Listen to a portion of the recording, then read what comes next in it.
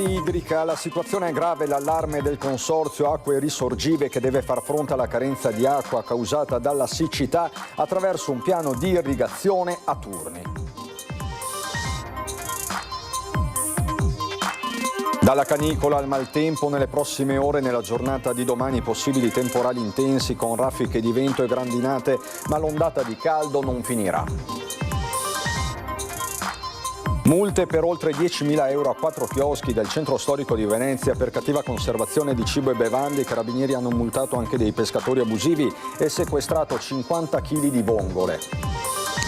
Direttivo regionale della Lega, ieri sera i vertici sono convinti di poter arginare il fenomeno Vannacci e puntano a conquistare le prossime città al voto, tra cui Chioggia. Inaugurata la Casa della Comunità di Mira, attesa da decenni all'interno servizi per consulenze e visite specialistiche, obiettivo diminuire il carico agli ospedali ed essere presidio sanitario nel territorio. I droni per migliorare le colture e la gestione dei cambiamenti climatici, l'aumento dei costi di produzione. Parte da questi temi la 47esima Fiera dell'Agricoltura di Santo Stefano, in programma Concordia Sagittaria dal 31 luglio. Bentrovati, buonasera telespettatrici, telespettatori di Antenna 3. In primo piano per questa edizione veneziana dei nostri telegiornali l'allarme siccità che diventa di giorno in giorno sempre più serio, con la regione che corre ai ripari. Nasce infatti una task force guidata dall'assessore regionale Elisa Venturini con i consorzi di bonifica, i gestori del servizio idrico e anche i docenti universitari. Intanto il consorzio Acque Risorgive, che opera tra il veneziano e il trevigiano, deve far fronte alla carenza di acqua attraverso un piano di irrigazione a turni. L'aumento della temperatura rispetto al 2022, le proiezioni ancora che ci sono, che portano a un maggiore fabbisogno della cultura e anche a un maggior fabbisogno ambientale, perché in questi canali, che hanno appunto un uso promiscuo, passa l'acqua di pioggia quando ce n'è, distribuiamo l'acqua per l'irrigazione, ma sono canali vivi e quindi c'è un ambiente che cerca di sopravvivere all'interno di questi corsi d'acqua. Aumentando le temperature aumenta anche la temperatura dell'acqua, viene meno l'ossigeno e quindi c'è una difficoltà per la fauna ittica. L'aumento delle temperature e di conseguenza la mancanza di neve sulle montagne sono due fattori che rendono più critica la situazione idrica rispetto al 2022. Per questo il Consorzio di Bonifica Acque Risorgive ha programmato a partire da lunedì una turnazione di distribuzione fra i sottobacini e una su 3 settimane tra i bacini irrigui. La situazione è molto critica perché queste 3 fonti per noi sono tutte e 3 in crisi. Manca l'acqua nei fiumi e si è abbassata di molto il livello dell'acqua nelle falde. È proprio l'assenza delle precipitazioni attesa delle prossime settimane che ci porta ad attivare un piano di turnazione.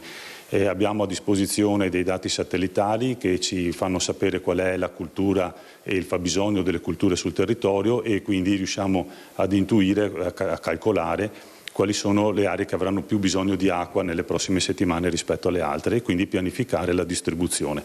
Purtroppo dai grandi fiumi le acque che deriviamo sono inferiori rispetto alle esigenze e quindi non possiamo distribuirla contemporaneamente come si fa in anni tipici, ma dobbiamo mandare una settimana l'acqua verso una zona e le altre settimane verso le altre. Il piano riguarda 52 comuni, dei quali 18 nell'area veneziana, 23 in provincia di Padova, 11 in provincia di Treviso. Stiamo cercando di distribuire appunto l'acqua con il doppio obiettivo, ottenere acqua per mantenere in vita quello che si riesce e riuscire a distribuire per i pochi prelievi che sono necessari ai fini irrigui. L'ente ha comunicato il piano ai sindaci e alle organizzazioni agricole, facendo seguito all'ordinanza con cui il governatore Stefani ha dichiarato lo stato di crisi idrica. Intanto nasce la task force regionale voluta dall'assessore Elisa Venturini tra istituzioni, gestori, università e territori insieme per affrontare la sfida. Noi attraverso la distribuzione capillare che abbiamo siamo in grado di portare quella poca acqua in tutte le zone del nostro territorio. Dobbiamo solo sperare nelle piogge, perché se le condizioni restassero queste vuol dire che nel giro di 15-20 giorni potrebbero essere messe in difficoltà o a rischio anche le turnazioni. Servono però interventi strutturali, come ha evidenziato anche Legambiente. Purtroppo oggi l'acqua, quando arriva, si concentra in pochi giorni dell'anno e quindi noi abbiamo bisogno di fermare quest'acqua all'interno degli invasi. Questi invasi potrebbero essere sia realizzati dai comuni, mentre altri piccoli invasi dovrebbero essere realizzati dalle aziende in modo da avere una disponibilità d'acqua per i periodi di emergenza. Intanto il Centro Funzionale Decentrato della Protezione Civile del Veneto ha diramato l'allerta gialla per temporali su tutto il territorio regionale per l'intera giornata di domani. In alcune zone l'allerta sarà gialla anche per rischio idrogeologico. A partire da queste ore si assisterà a un aumento dell'instabilità con qualche rovescio temporale, specie sui rilievi in locale estensione in serata alla Pedemontana e alla pianura occidentale, con la possibilità di locali fenomeni intensi. Sabato, domani, ci sarà maggiore instabilità con probabili rovesci e temporali sparsi, localmente anche intensi. Parliamo di forti rovesci, forti raffiche di vento e locali grandinate. Staremo quindi a vedere nelle prossime ore l'evoluzione del meteo. Ma veniamo alla cronaca e alle multe staccate per oltre 10.000 euro a 4 chioschi nel centro storico di Venezia, e questo per cattiva conservazione di cibo e bevande. Non solo, i carabinieri hanno multato anche dei pescatori abusivi e sequestrato 50 kg di vongole. 6 multe da quasi 10.000 euro e accertamenti su 4 chioschi che vendono cibo e bevande nella zona di Piazzale Roma.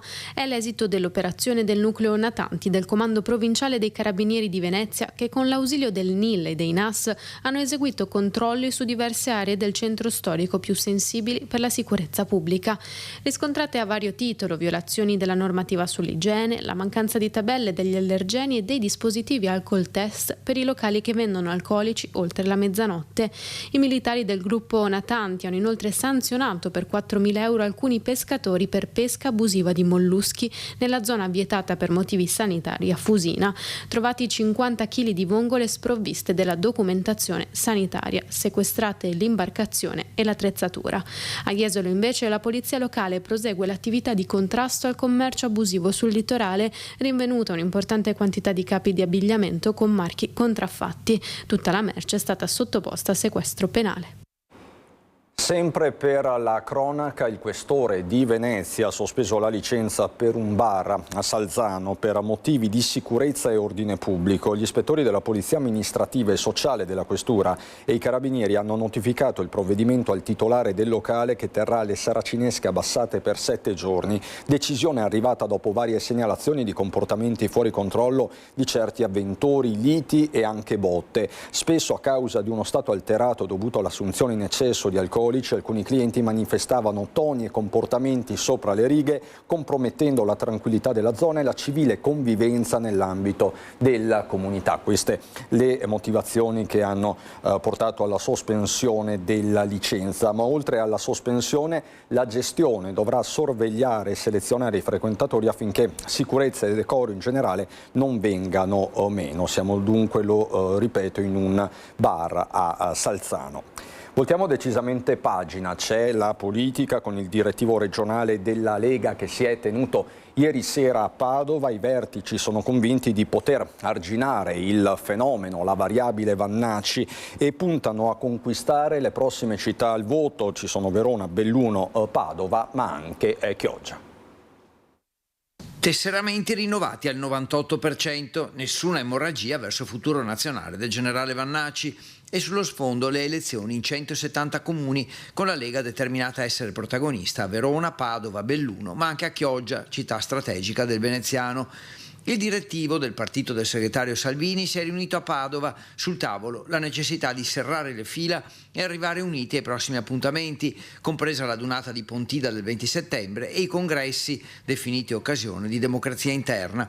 Il dato numerico più importante, sfoderato dai dirigenti, è quello sul rinnovo dei tesseramenti. La prima scadenza era il 30 giugno. Il 98% delle persone che si era iscritto nel 2025 si è anche riscritto nel 2026, quindi questo è un buon segnale, perché insomma non c'è questa fuga di militanti verso altri partiti, ma continua poi naturalmente il tesseramento anche per i sostenitori. Dunque ecco la risposta a Vannacci e ai sondaggi che lo vedono in crescita, pronto a strappare voti alla Lega. Lega che non vuole dare importanza ai sondaggi, ma punta a mostrare i muscoli, ovvero tessere e gazebo. I risultati si vedranno sempre il giorno dopo le elezioni. Basarsi solo sui sondaggi, abbiamo visto sia le regionali che le comunali di Venezia, conta poco, perché poi i risultati sono stati stravolti. Noi pensiamo che abbiamo dei validi amministratori che, se saranno in campo, possono portare la Lega a fare un ottimo risultato. La prima prova da affrontare saranno le elezioni amministrative, che coinvolgono decine di comuni, ma soprattutto alcune grandi città.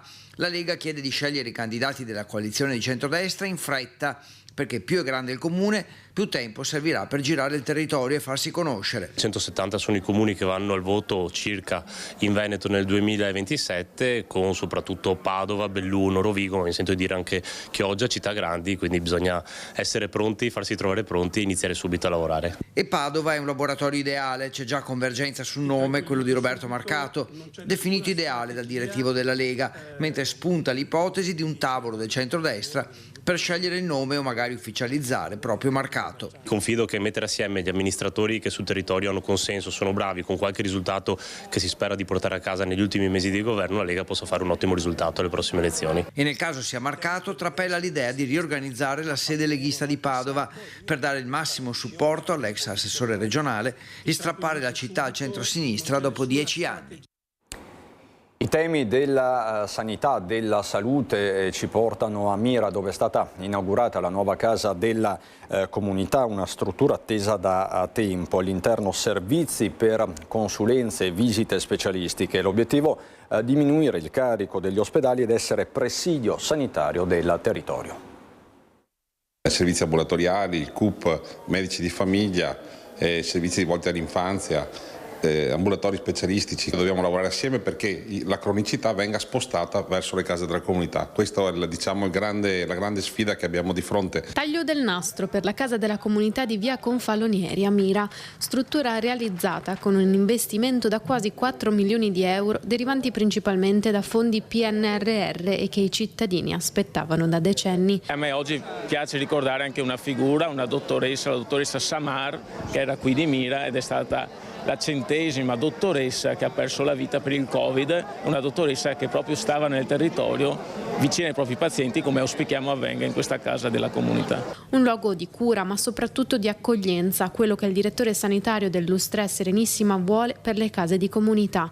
Quella di Mira è una delle 13 previste nel territorio. All'interno delle case di comunità si farà una mappatura dei bisogni del territorio e dei cittadini di quell'area e poi si daranno delle risposte, soprattutto per quanto riguarda la specialistica, in riferimento alla necessità del territorio e dei cittadini. Chi poi viene a contatto con i servizi, soprattutto con i servizi sanitari, vorrebbe trovare quella gentilezza di cui ha bisogno in un momento di grande fragilità. È un elemento fondamentale per il cittadino trovare persone disponibili e gentili, quindi che si mettano nei panni di chi poi entra nei nostri servizi. Essere gentili, che gentili vuol dire tante cose ovviamente, è già una parte della cura, quindi l'umanizzazione delle cure è uno dei nostri obiettivi fondamentali. Dai consultori all'ostetricia fino ai medici di base, i servizi offerti dalla casa di comunità vanno nella direzione di una sanità che accompagni il cittadino verso la consapevolezza sanitaria affinché sia anch'esso partecipe della sua cura e prevenzione, la stessa direzione che si pone l'assessore regionale alla sanità. C'è una forbice di quasi 25 anni ed è compito di un sistema sanitario regionale riuscire a ridurre questa forbice per portare i cittadini a una attesa di vita, non dico che collimi con la vita in buona salute, ma che la vita in buona salute si avvicini in maniera importante all'attesa di vita. Un mercato agricolo di Campagna Amica allestito all'ospedale dell'Angelo di Mestre ha ospitato la tappa veneziana della campagna nazionale promossa da Coldiretti, Fondazione Campagna Amica e Fondazione Aleteia per promuovere la prevenzione attraverso una sana alimentazione. L'iniziativa ha riunito istituzioni, medici e rappresentanti del mondo agricolo, ribadendo il valore della dieta mediterranea e dei prodotti italiani di qualità. Annunciata anche una collaborazione stabile tra sanità e agricoltura per diffondere corretti stili di vita e contrastare il consumo di alimenti ultraprocessati con l'obiettivo di migliorare la salute dei cittadini partendo dalle scelte quotidiane fatte proprio a tavola. Parliamo adesso del diritto dell'abitare, parliamo di edilizia e della convenzione firmata tra Ater di Venezia, Università IUAV e Polizia Penitenziaria. Ai lavoratori di questi settori andranno in affitto a canone agevolato 19 case. Le 19 case Ater date in affitto raggiungono due scopi: combattere lo spopolamento del centro storico e favorire due categorie di lavoratori particolari, come sono i dipendenti dell'Università di Architettura, che si occupano di istruzione, e quelli della Polizia Penitenziaria, che garantiscono sicurezza. Si tratta di case, afferma l'Ater, che non verranno tolte a nessuno perché non hanno destinazione edilizia residenziale pubblica e quindi non destinate alle graduatorie per fasce svantaggiate, ma verranno date ad affitti calmierati per venire incontro alle necessità di questi lavoratori. A chi saranno assegnate e secondo quali modalità e criteri sono questioni che sono state delegate e riguarderanno i due enti che hanno firmato le convenzioni. Una buona notizia per la città di Venezia: Ater assieme alla casa circondariale di Venezia e all'Università IUAV hanno avviato finalmente la procedura in tempi abbastanza brevi di assegnazione di 19 alloggi a prezzi calmierati affinché i lavoratori appunto della penitenziaria e dell'università possano risiedere nel centro storico. Le abitazioni, 10 per lo IUAV, 9 per le guardie carcerarie, si trovano tutte in centro storico. Sono state scelte tra quelle libere che necessitavano di minimi lavori di sistemazione per assegnarle subito. Si tratta di un primo passo perché l'Ater è pronta a firmare altre convenzioni simili. Protesta invece l'associazione Tutta la città insieme, affermando che si tratta di una disparità di trattamento inaccettabile. Le case ci sono, il commento del presidente Giovanni Andrea Martini, ma spariscono quando a chiederle sono centinaia di famiglie inserite nelle graduatorie, una situazione di cui deve occuparsi anche il sindaco. Da Venezia capoluogo al Veneto orientale, a Concordia Sagittaria, dove tutto è pronto per la fiera di Santo Stefano, un appuntamento che unisce il passato e il futuro dell'agricoltura. L'uso dei droni per migliorare le colture, la gestione dei cambiamenti climatici, l'aumento dei costi di produzione. Parte da questi temi la 47esima Fiera dell'Agricoltura di Santo Stefano, in programma a Concordia Sagittaria dal 31 luglio al 4 agosto. Una manifestazione diventata ufficialmente Fiera Nazionale nel 2022 e oggi uno degli appuntamenti più attesi del panorama agricolo italiano. È importante anche come festa religiosa perché si commemora il Santo Stefano, che è patrono di Concordia, ma anche patrono della diocesi di Concordia Pordenone, e quindi è una festa molto sentita dalla cittadinanza. La qualità ogni anno cresce per quanto riguarda gli espositori e anche per quanto riguarda tutte le attività. Oltre 40.000 metri quadrati accoglieranno aziende agricole, produttori, artigiani, realtà tecnologiche. Previsto l'arrivo di un centinaio di espositori, soprattutto da Venezia, Padova, Treviso, Vicenza e dal vicino Friuli Venezia Giulia, presenti con macchinari, trattori di ultimissima generazione e droni. Quanto è importante per il Veneto orientale avere una fiera nazionale dell'agricoltura, anche perché le nostre zone vivono soprattutto di agricoltura. Non mancheranno i settori commerciali e i settori anche un po' industriali che vanno a completare gli spazi che noi occupiamo in tutto il centro di Concordia durante questi 5 giorni. Dallo sviluppo tecnologico alla sfilata di trattori degli anni 70, passando per l'importanza di avere giovani che intraprendono questa professione. Le serate che dedicheremo alla loro capacità di fare nuove aziende, la loro capacità di essere nuovi agricoltori, insieme anche con la Giulia Tonello, che è una giovane agricoltore che esprime come content creator il digitale dentro il mondo dell'agricoltura. La fiera ha origini antichissime, già nel 1700 era iscritta nel calendario della Serenissima.